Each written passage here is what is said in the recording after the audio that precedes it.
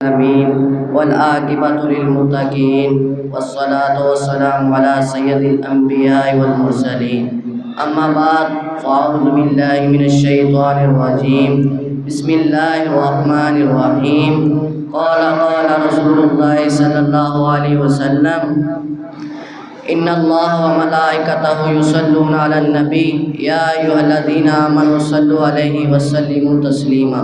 سب مل کر پڑھ لیجیے الصلاۃ والسلام علیک یا سیدی یا رسول اللہ وعلی آلک واصحابک یا رحمۃ للعالمین۔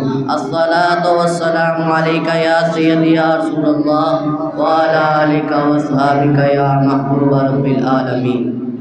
حمد و ثنا کے بعد آقا دو جہان سرور کائنات کی بارگاہ اقدس کے اندر درود شریف کا نذرانہ پیش کرنے کے بعد حدیث مبارکہ میں آیا ہے کہ وعن جابر قال قال رسول اللہ صلی اللہ علیہ وسلم بین العبد و بین الکفر ترک الصلاۃ۔ حضرت جابر رضی اللہ تعالی عنہ سے روایت ہے کہ آپ فرماتے ہیں حضور اکرم صلی اللہ علیہ وسلم نے فرمایا کہ بندہ مومن کا نماز کو چھوڑنا یوں ہے کہ کفر کے درمیان والی دیوار کو گرا دینا ہے، یعنی جو بندہ نماز کو چھوڑتا ہے وہ کفر کے نزدیک چلا جاتا ہے، کافر نہیں ہوتا، کفر کے نزدیک چلا جاتا ہے۔ یہ تو تھا نماز کو چھوڑنا۔ اب میں آپ سب دوستوں کو بتا دوں کہ سب سے افضل عمل کون سا ہے۔ ایک مرتبہ حضرت ابن مسعود رضی اللہ تعالی عنہ حضور اکرم صلی اللہ علیہ وسلم کی بارگاہ اقدس کے اندر تشریف فرما تھے۔ آپ فرماتے ہیں کہ میں نے حضور اکرم صلی اللہ علیہ وسلم سے عرض کیا کہ یا رسول اللہ تعالیٰ کے ہاں سب سے افضل عمل کون سا ہے؟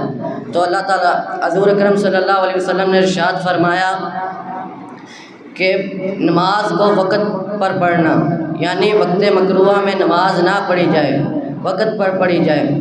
تو آپ فرماتے ہیں میں نے پھر عرض کیا پھر افضل عمل کون سا ہے؟ تو حضور اکرم صلی اللہ علیہ وسلم نے ارشاد فرمایا کہ اپنے ماں باپ کا ادب کرنا، اپنے ماں باپ سے اچھے اخلاق سے پیش آنا، اچھے سلوک سے پیش آنا۔ آپ فرماتے ہیں میں نے پھر عرض کیا پھر کون سا افضل عمل ہے؟ تو حضور اکرم صلی اللہ علیہ وسلم نے ارشاد فرمایا کہ اللہ تعالیٰ کی راہ میں جہاد کرنا، اللہ تعالیٰ کی راہ میں جنگ لڑنا۔ تو آپ فرماتے ہیں کہ حضور اکرم صلی اللہ علیہ وسلم نے مجھ سے یہی 3 باتیں ارشاد فرمائی تھی۔ اگر میں مزید پوچھتا تو حضور اکرم صلی اللہ علیہ وسلم مجھے اور مزید ارشاد فرما دیتے۔ یہ تھی میری چھوٹی سی گفتگو۔ اللہ تعالیٰ ہمیں ان باتوں پر عمل کرنے کی توفیق عطا فرمائے۔ وما علینا الا البلاغ المبین۔